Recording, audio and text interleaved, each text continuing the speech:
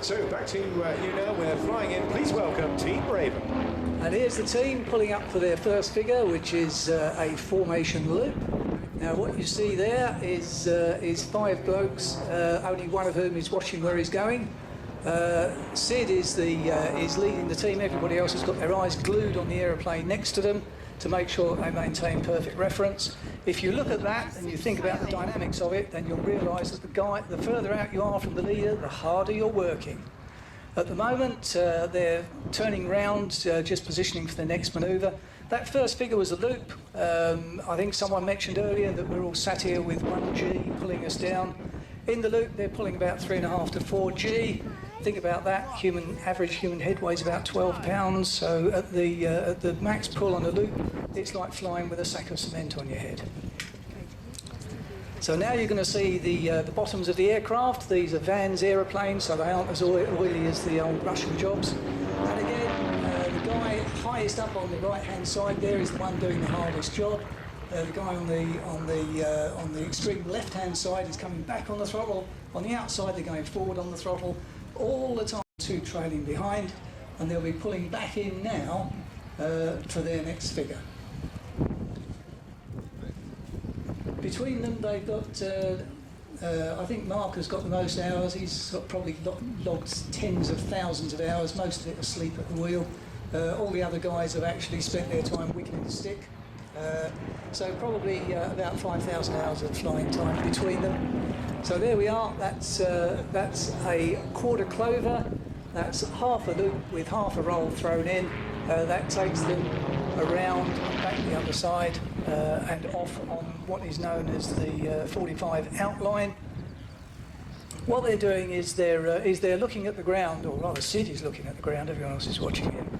Sid's looking at the ground and allowing for the wind and trying to get the team in perfect position. Basically, they will be flying one of 4 lines. They'll be flying the crowd line, which is parallel to you lot. They will be flying the B axis, which is at 90 degrees coming straight in or straight out from you, or a 45 line. So the 45 line in and out is generally for positioning. The A and B lines are generally the display lines. So the figures will be orientated around that. Thankfully, we've been provided with a little hut to sit in, which has got a window in the roof. This is unusual at air shows, because usually you're blind half the time. It's very true. It also helps keep you very warm, Bob. Yes, it does. So there's the boys going out on the B axis, trailing a bit of smoke, and if memory serves, they will now be pulling up. Oh gosh, yes they are. Now look at the spacing there. It's all going rather nicely at the moment. A little bit of wing waggling going on, but generally very tidy indeed. So Mark and Gerald on the far outside go away. That was their bomb burst figure, and what's going to happen now is that the 3 guys going away from you, travelling now from your right to left across in front of you in the way distance, will be joining up into a 3, or a Vic as it's known. Sid in front and Barry and Steve on his wing. Mark and Gerald now running in with some smoke on for a crossover. That always gets your attention when you're doing that. That's the ideal aircraft. It's a super nimble, flexible machine, this, isn't it? The RV is very good in some respects. It's a very fast aeroplane, and it's got a very good power to weight ratio. It's got approximately 180 horsepower, and it weighs probably about 750 to 800 kilos. So it's actually an easier aeroplane to fly in formation because it's easier to gain and lose speed. But don't convince everybody it's that easy. They're working really hard, these guys. It's easier. Yeah. No, I always prefer to be the leader of these things. Well, bombing around on the wing today is a little bit bumpy, isn't it?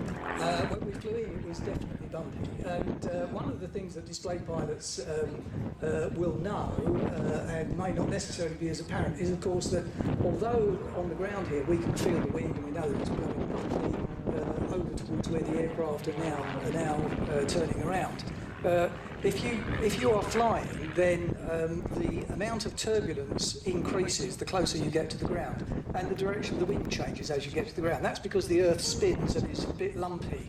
and the air that gets turned over the top of it bumbles around and rattles around and changes. So you can start your formation display at 1,500 feet with a crowd wind, with the non-crowd wind. You get down at lower level and find that the wind has shifted through 30 or 40 degrees and is now substantially more bouncy than it was before. That's something that really gets your attention, especially at seaside shows where you've got land sea effects as well. Yes, well, that's a brilliant explanation, which explains a little bit why today, with such a strong wind, it may not be exactly perfectly online, because the guys, especially in the lighter aircraft, of course, having to work hard at repositioning exactly into crowd centre. Bob was describing there the angles that people fly at, and pulling up now on your left-hand side, the pair returning to crowd centre in a very gentle, big barrel roll. Yeah. Now this is actually an extremely difficult thing to do accurately in today's weather conditions because the wind is directly off crowd. Ideally, we would prefer zero wind at all because then we can all be micrometer perfect. That is never the case. It always goes wrong at some point. And the worst thing to account for is an off-crowd wind because obviously we have a display line. The guys are working today to a line which is halfway between the row of trees over there and where we are sitting now. And the way the wind is blowing between here and there, they are, if they were to fly in a straight line down the runway, they would be drifting off and they'd be probably half a mile away by the time they got to the end of the runway. Now this is a very interesting figure coming up. Now what you're going to see is 3 aircraft doing a simultaneous stall turn. Hey, not bad at all, Bob. That's impressive. Very tasty. Yes. Yeah. Well done. Now that is difficult because it starts off in a Vic formation. It then requires all 3 aircraft to pull up into line abreast, and that's a very difficult formation to hold.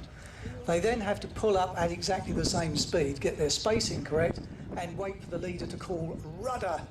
And at that point, they apply rudder and opposite aileron, rotate the aircraft around its own length and dive straight back down again. And it's a really pleasant manoeuvre to fly, that's for sure. Now, this is also rated as one of the more economical sporting aircraft, something that you can put together in your own backyard. I suspect, however, the price has crept up a bit over the years. Well, it depends how you do it. Steve Lloyd built his own aircraft and flies it, and he's actually building another one now. I'm reliably informed that there are 16,432 rivets in an RV. Oh, that's a nice manoeuvre. Not quite completing the heart, but then coming in now for a 3-ship pull-up. Yeah, now this is a Caterpillar loop, so what you will see is all 3 aircraft looping, but in a long trailing line astern. So you basically get sort of 2 lots of hearts in the sky at the same time. Oh, that's delightful. A very nice figure.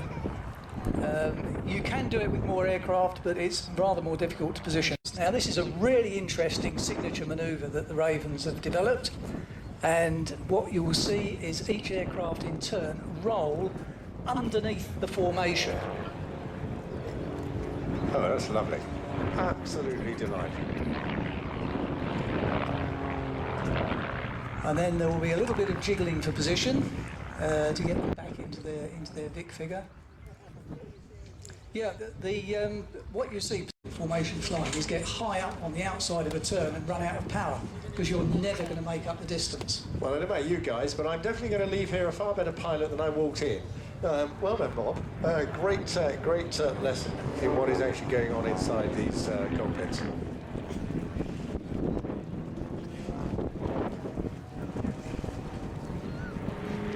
And I think we're blessed with a really good whole of blue sky there. See, these really are delightful figures.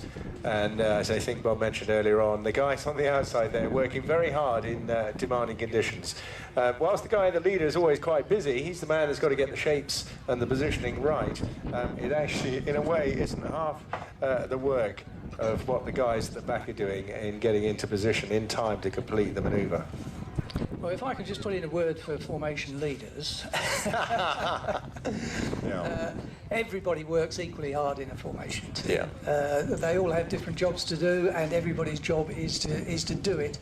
But you very much have to rely on the guys around you, because as I said, there's only one chap who's looking where he's going, and that's the leader. Now, I'm going to interrupt. This looks like a good photo moment coming up to This me. is going to be the. I think this is the closing figure, which is a break up and looping away from the crowd. There we are.